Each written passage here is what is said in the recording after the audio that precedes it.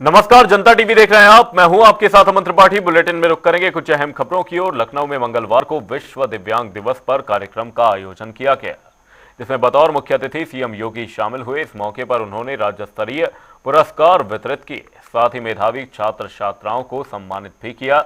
वहीं सीएम ने नागरिकों को संबोधित करते हुए बताया कि 11 लाख दिव्यांगजन प्रदेश के अंदर 12,000 सालाना पेंशन की सुविधा का लाभ प्राप्त कर रहे हैं। हम लोगों ने 2,53,211 पिछड़ा वर्ग से जुड़े हुए छात्र छात्राओं को 54 करोड़ 38 लाख की छात्रवृत्ति उनके खाते में डीबीटी के माध्यम से भी यहां पर सीधे उनके अकाउंट में भेजी है।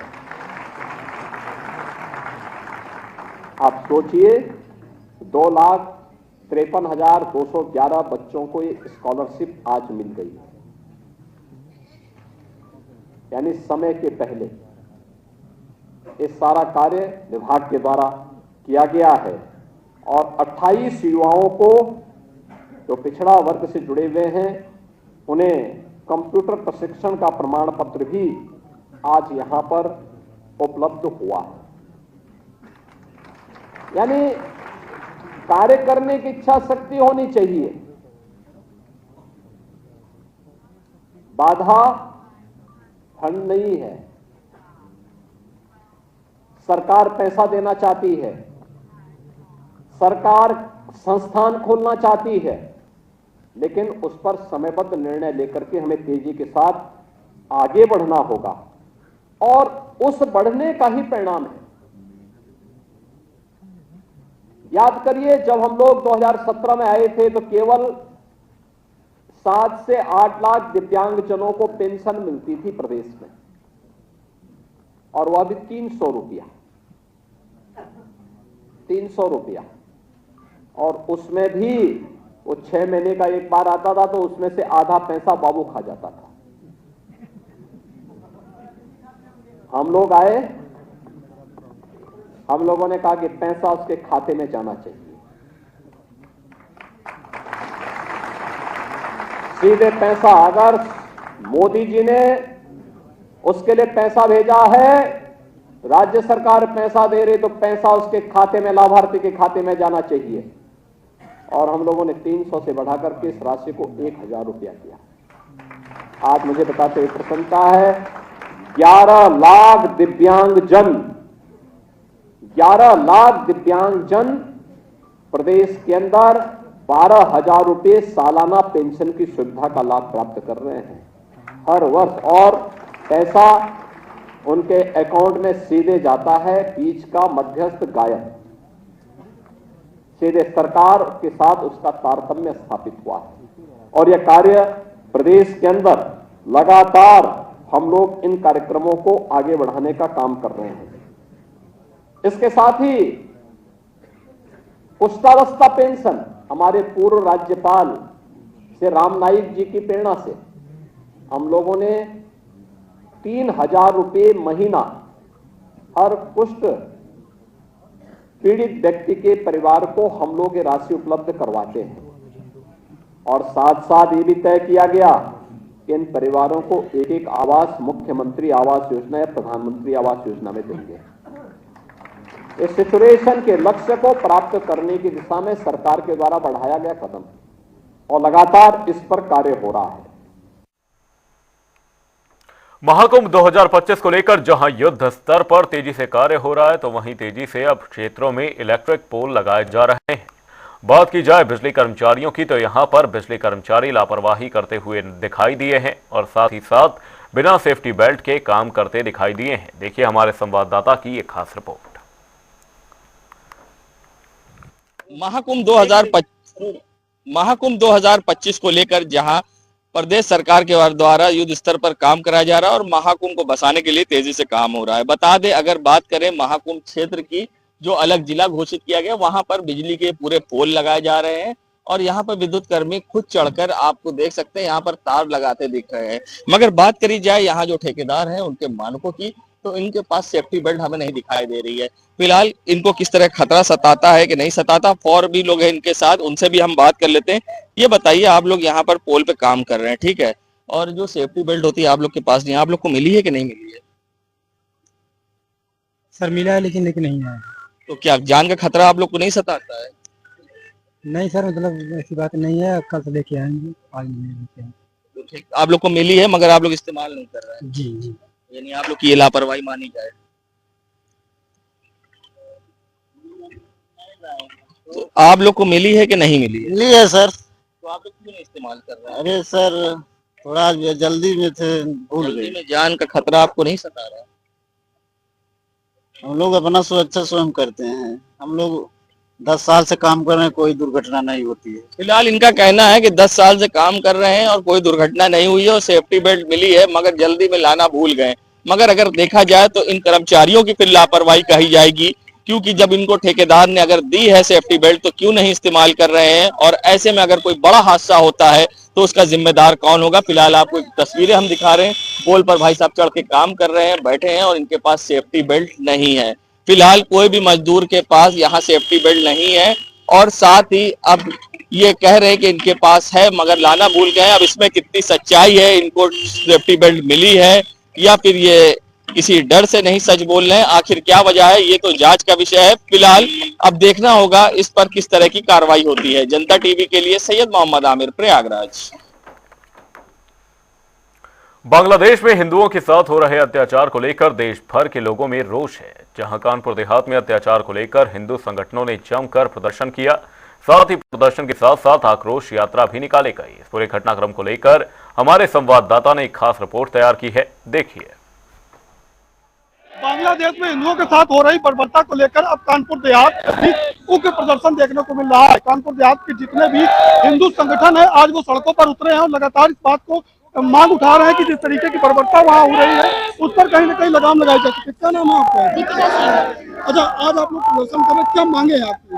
हमारी मांग है कि बांग्लादेश में जो जिस तरीके से हिंदुओं के ऊपर अत्याचार हो रहा है, उनके खून खराबा हो रहा है, उनको मारा जा रहा है, ये तुरंत का तुरंत रोका जाए, नहीं तो इसी तरीके से हम लोग आंदोलन करते रहेंगे और सड़कों पर उतर के अपनी मांग पूरी कराते रहेंगे। हिंदुओं आगे की और क्या तैयारी है? आगे की तैयारी ये है कि हम लोग अपने मांगों को पूरा करते रहेंगे और आगे चल करके ये आंदोलन बड़ा रूप ले लेगा अगर इस तरीके की बर्बरता को रोका ना गया तो। जिस तरीके से आपने देखा कि महिलाएं लगातार प्रदर्शन में शामिल है और बोल रही कि अगर ये प्रदर्शन कहीं न कहीं रोका ना गया तो ये प्रदर्शन उग्र रूप लेगा, और तस्वीरों में भी आपको दिखाएंगे कि कितनी भारी संख्या में लोग जो है इस प्रदर्शन में शामिल हुए हैं और लगातार इस बात की मांग कर रहे हैं कि जो हिंदुओं के साथ हो रही कहीं न कहीं उसको रोका जा सके। हमारे साथ जो हिंदू संगठन के प्रांतीय मंत्री हम उनसे बात करेंगे। सर, आज प्रदर्शन चल रहा है आपका, क्या मांगे हैं, किस तरीके से करूँ? पूरे देश में प्रदर्शन है, पूरे देश के हिंदू समाज में आक्रोश है। बांग्लादेश में जो घटनाएं हो रही हैं, हिंदू परिवारों को लक्षित निशाने बनाए जा रहे हैं,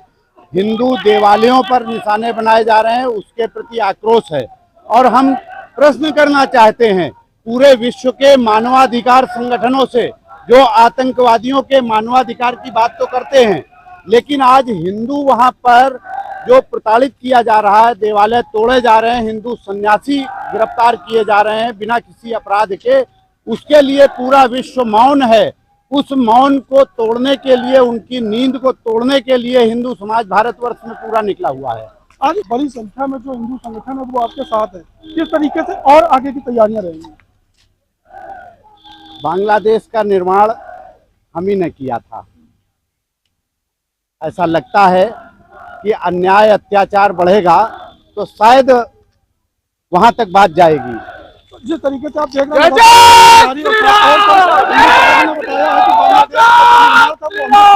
अगर सुधार नहीं हुआ तो कहीं न कहीं ये तुरंत रूप लेगा। लखनऊ में यूपी पशुधन विकास परिषद के मुख्य कार्यकारी अधिकारी एक बार फिर सुर्खियों में हैं। बता दें कि कंप्यूटर ऑपरेटर से अभद्र व्यवहार का आरोप है कि कर्मचारियों से अच्छा व्यवहार नहीं किया जाता। इसी पर हमारे संवाददाता ने एक रिपोर्ट तैयार की है, देखिए।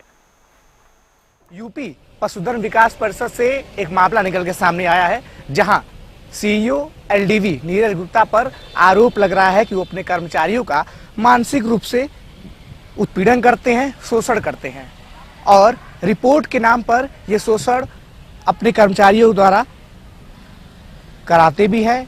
साथ ही आज एक कंप्यूटर ऑपरेटर जो पशुधन विकास परिषद का कर्मचारी था, उसको रिपोर्ट के नाम पर उन्होंने डांटा और इसके बाद उसको हार्ट अटैक आ गया, जिसको लारी अस्पताल में जाकर फर्स्ट एड दिया गया। इसके अलावा सीईओ एलडीवी है, उनके खिलाफ कई और संगीन आरोप, चाहे बात करें अपने पद का दुरुपयोग करने की या फिर बजट से छेड़छाड़ करने की या मानसिक उत्पीड़न कर्मचारियों करने के लगते रहे हैं। हमारे साथ कुछ लोग हैं जिनसे बातचीत करेंगे और ये पूरा मामला वो हमसे बताएंगे। क्या पूरा मामला है? बड़ा आरोप आप लोग लगा रहे हैं सीईओ एलडीवी पे। मामला ये है कि मैं उत्तर प्रदेश पशुधन विकास परिषद में कंप्यूटर ऑपरेटर के पद पर डिस्ट्रिक्ट लेवल पे मैं कार्य करता हूँ। कुछ दिन पहले मेरे को निकाल दिया गया, 5 महीने पहले, और ये लड़ाई हमारी चल रही है 1.5 साल से। मैंने इस संबंध में काफ़ी मैंने कंप्लेन किए, इनके पे जांच भी जबकि बैठी हुई है, लेकिन जांच का निस्तारण अभी तक हो नहीं पाया है। प्लस कुछ समय पहले 28 तारीख को इनका कार्यकाल खत्म हो गया था। प्रमुख सचिव महोदय ने 14 तारीख को एक लेटर जारी किया था कि इनका कार्यकाल नहीं बढ़ाया जाएगा, लेकिन उन्होंने 30 तारीख को इनका 6 महीने का कार्यकाल बढ़ा दिया। इसके बाद कार्यकाल बढ़ने के बाद जब इनको अपना पद मिल गया, फिर वही कार्य दोबारा उन्होंने स्टार्ट कर दिया। मतलब लोगों को मानसिक उत्पीड़न करना, रिपोर्ट के नाम के धमकी देना, 12,000 रुपये देते हैं, उसमें भी लोग आरोप लगा रहे हैं। सबूत है आपके पास? मेरे पास सब सबूत है। मैं आज बीसी में भी जुड़ा था, मेरे पास बीसी का भी क्लिप है कि अभी 2 दिन नहीं हुए आपको रिज्वाइन किए हुए, आपने फिर वही चीजें, वही तरीके जो आरोप मैंने लगाए थे, वही सबके साथ फिर से वही तरीका अपनाया जा रहा है। अभी आज हमको पता चला है कि इनके डांटने और उल्टा अभद्र भाषा का उपयोग करने के बाद से लड़का जो है अभी जाके वहां पे लारी में एडमिट हुआ। क्यों? कि उसको माइनर अटैक आया था। जब मैं उसके वहां पे पहुंचा, जब मैं इसके बारे में पूछा तो कोई बताने को तैयार नहीं है, जबकि मेरे पास कुछ क्लिप है वहां के लॉरी के। ठीक है, अब मैं ये कहना चाह रहा हूं कि हम इतना सिस्टम पे भरोसा करते हैं, उत्तर प्रदेश राज्य सरकार पे इतना भरोसा करते हैं, लेकिन सरकार अपना आंख मूंद करके क्यों बैठी हुई है? अब प्रमुख सचिव जब 15 दिन में ऐसा क्या चीज हो गया कि 15 दिन में उनका मंतव्य ही बदल गया? ये किस स्थिति में भाई, कैसे लगता है, क्या लगता है, इसे क्या समझ में आएगा? लोगों का क्या सिस्टम के प्रति क्या विश्वास रहेगा कि जब इतना बड़ा आरोप लगाया, आपने भी उसके आरोप लगाया, उन्होंने ऊपर बात रखी, अपनी बात ऊपर रखा है, और मुलाकात भी होने वाली है, आगे भी हम लोग बात अपनी रखेंगे, हम लोग पीछे नहीं हटने वाले हैं, और मैं बात पूरी तरीके से रखूंगा। शासन से क्या कहा गया? शासन से हम लोग को कुछ नहीं कहा गया। हम लोग जबकि इतना पत्रचार कर दिए, इतना लेटरबाजी कर दिए, लेकिन हम लोग के प्रति एक लेटर तक नहीं बनाया गया शासन स्तर पे। मतलब हमारा शासन को मैं क्या बोलूं, मैं क्या नहीं सुनी जा रही है। माननीय मुख्यमंत्री जी को, मुख्य सचिव मनोज कुमार सिंह साहब हैं, प्रमुख सचिव पशुधन दुग्ध मत्स्य, विशेष सचिव, निदेशक प्रशासन, पशुपालन विभाग, सबको जो है एविडेंस है कॉपी भेजी गई है, लेकिन उसकी वो जांचें कहाँ तक वो रह गई, कहाँ दबा दी गई, ये कोई नहीं जानता। प्रयास बहुत किए गए। मैं सीएम हाउस में खुद मैं जनता दर्शन में 3 बार कागज दे के आया, लेकिन उसका नतीजा कुछ नहीं रहा, सिर्फ 0। इनकी तो सुनी जा रही है, हम लोग की कोई नहीं सुनी जा रही है जो पीड़ित है। बस सरकार से यही अनुरोध है हमारा कि सैलरी हम लोग को नहीं मिली है। आज ही का प्रकरण मैं बता दे रहा हूँ, 1 दिन पहले 2 लोग को निकाला गया, चौकीदार को निकाला गया और उसकी वाइफ को आज निकाल दिया गया। आज की प्रकरण मैं बता रहा हूँ। मतलब इतना हिटलर शासन हो गया है कि मतलब जब मर्जी जो रवैया अपना रहे उसको अपनाते रहेंगे। तो इस तरीके से आप देख सकते हैं कि पशुपालन विभाग और साथ ही उत्तर प्रदेश पशुधन विकास परिषद में कई बड़े मामले निकल के सामने आ रहे हैं। अगर बात करें तो सीईओ एलडीवी ने कुछ दिन पहले ही पशुपालन निदेशक के ऊपर आरोप लगाए थे और साथ ही प्रमुख सचिव और विभाग के मंत्री को भी लेटर लिखा था। इस पर निदेशक ने पलटवार करते हुए कहा है कि सीईओ एलडीवी के ऊपर कई मामले भ्रष्टाचार के पहले से चल रहे हैं, जिसको गुमराह करने के लिए वो उनके ऊपर आरोप लगा रहे हैं। आज फिर सीईओ एलडीवी नीरज गुप्ता पर आरोप उनके कर्मचारी लगा रहे हैं, चाहे वो मानसिक उत्पीड़न का हो या सैलरी न देने का हो। 6 महीने से लोगों को पेमेंट नहीं मिला है। इसके अलावा अपने पद का दुरुपयोग करते हुए एक्सटेंशन लेने का भी आरोप उनके ऊपर लगाया जा रहा है। जनता टीवी के लिए सहयोगी रियाज के साथ विवेक शाही, लखनऊ। रुक करेंगे ताबड़तोड़ खबरों की ओर। सुल्तानपुर में विभिन्न सामाजिक संगठनों के लोगों के साथ आरएसएस और भाजपा के पदाधिकारी ने बांग्लादेश में हिंदू अल्पसंख्यक के ऊपर हो रहे अत्याचार को लेकर किया प्रदर्शन। मुरादाबाद में यातायात विभाग ने रिक्शा चालकों पर की बड़ी कार्रवाई, लगातार मिल रही शिकायतों के बाद की गई कार्रवाई। फतेहपुर में महिला ने घर के अंदर फांसी लगाकर की आत्महत्या, घटना की सूचना के बाद मौके पर पहुंची पुलिस ने शव को कब्जे में लेकर पोस्टमार्टम के लिए भेजा। कानपुर में एसएसबी जवान के पिता की हुई हत्या, सर पर वार करके की गई हत्या। महोबा में हुआ दर्दनाक सड़क हादसा, हादसे में नवविवाहिता की हुई मौत, पति और देवर हुए गंभीर रूप से घायल, 1.5 महीने पहले हुई थी शादी। अमरोहा में एसपी कुंवर अनुपम सिंह की माफियाओं पर बड़ी कार्रवाई, एसपी ने भाजपा नेता को वन माफिया किया घोषित, एसपी की इस कार्रवाई से माफियाओं में मचा हड़कंप। सहारनपुर में भीम आर्मी और आजाद समाज पार्टी के नेताओं ने संभल कांड के विरोध में जिलाधिकारी कार्यालय पर किया प्रदर्शन, संभल कांड की सुप्रीम कोर्ट के जज से जांच की कराई मांग। फर्रुखाबाद में आजाद समाज पार्टी ने संभल में हुई हिंसा के विरोध में किया प्रदर्शन, प्रदर्शन में पुलिस और आजाद समाज पार्टी के कार्यकर्ताओं के बीच हुई नोकझोंक। लखनऊ में आजाद समाज पार्टी ने संभल में हुई हिंसा के विरोध में किया प्रदर्शन, कैसरबाग स्थित डीएम कार्यालय पर किया विरोध प्रदर्शन। मैनपुरी में एसपी ऑफिस के बाहर पीड़ित परिवार ने की केरोसिन छिड़ककर जान देने की कोशिश, पीड़ित परिवार का आरोप, कई चक्कर लगाने के बाद भी पुलिस नहीं कर रही सुनवाई। अलीगढ़ के थाना दादों क्षेत्र में खनन माफियाओं के हौसले बुलंद, खुलेआम पुलिस की नाक के नीचे से खनन माफिया कर रहे मिट्टी खनन करने का वीडियो सोशल मीडिया पर वायरल। बुलंदशहर में चलते ऑटो में लगी आग लगने के बाद यात्रियों ने कूदकर बचाई अपनी जान, मौके पर पहुंची फायर ब्रिगेड की टीम ने आग पर पाया था।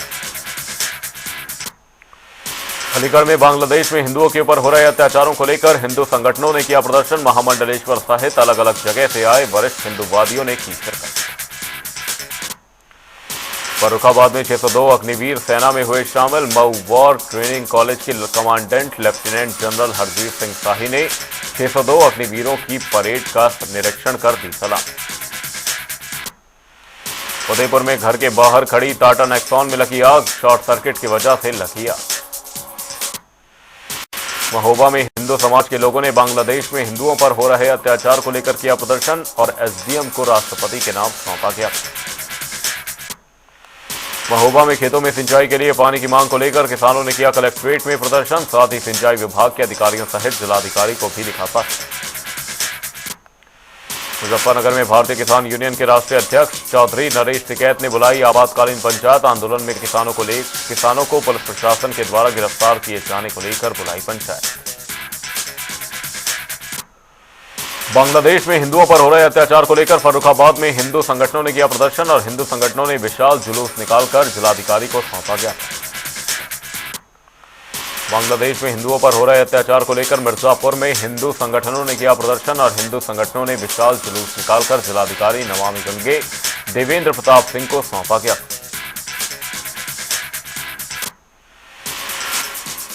संघ प्रमुख मोहन भागवत के बयान बढ़ाएं हिंदुओं की संख्या का महंत रविंद्रपुरी ने किया समर्थन। बांग्लादेश में हिंदुओं पर हो रहे अत्याचार को लेकर बहराइच में हिंदू संगठनों ने किया प्रदर्शन, प्रदर्शन में आम नागरिकों के साथ साथ भाजपा कार्यकर्ता एवं साधु संत रहे मौजूद। फर्रुखाबाद में लापता युवक का शव नाले में मिलने से मची सनसनी, मामले की सूचना पर पहुंची पुलिस ने निकलवाया शव। बुलेटिन में फिलहाल के लिए सिर्फ इतना, कहीं जाएगा नहीं, जनता डी पर खबरों का सिलसिला रहेगा जारी, तब तक के लिए नमस्कार।